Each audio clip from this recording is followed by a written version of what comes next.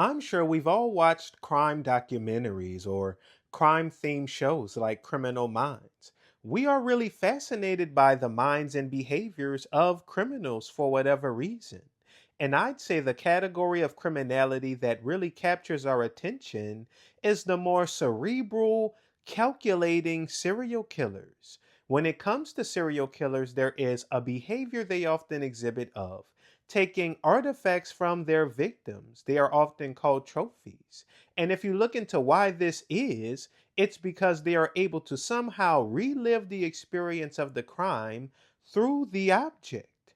Now, this appears to be some sort of odd and twisted behavior. However, we all actually do this all of the time.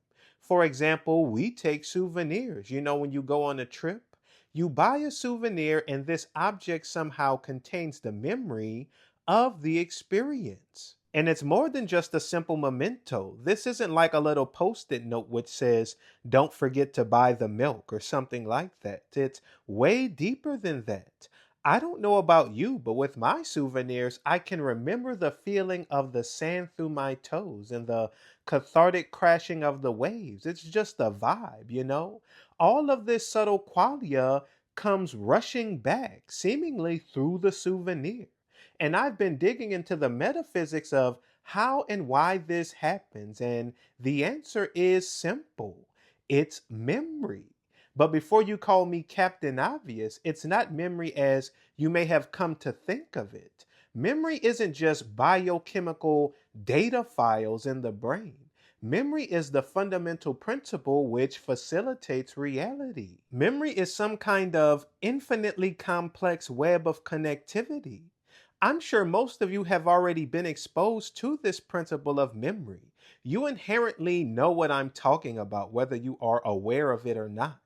And since we are talking about spooky stuff, a prime example is magic. No, not prestidigitation, magic, like magic spelled with a K.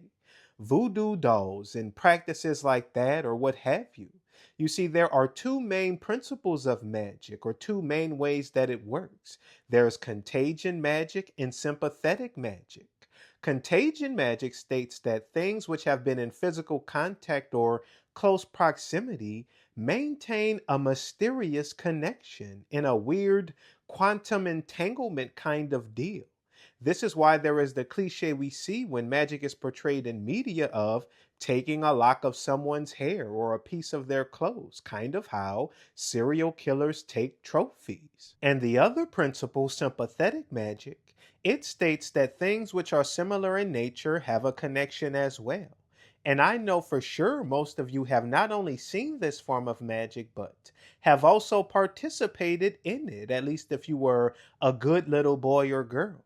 We've all done this at church. When you take the Eucharist or communion for my Protestant people, you reenact the Last Supper, and as a result, that past event becomes present. The past somehow becomes pulled into the present once again in this weird quantum entangled kind of way.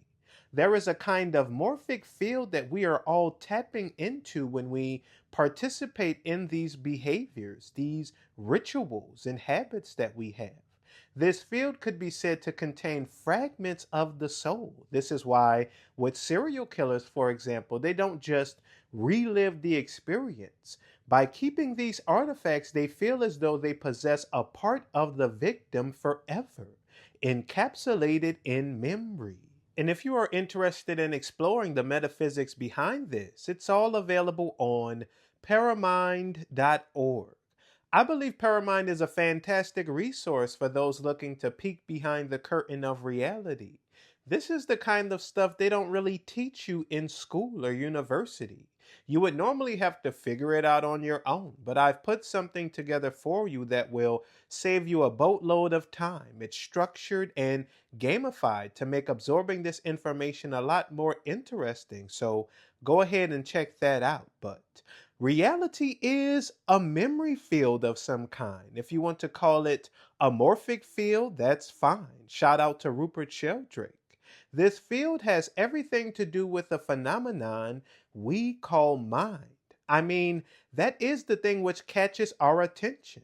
It isn't the heinous acts of these criminals, it's their minds, a la Criminal Minds. But I'll sign the video off here. And until next time, y'all have a blessed day.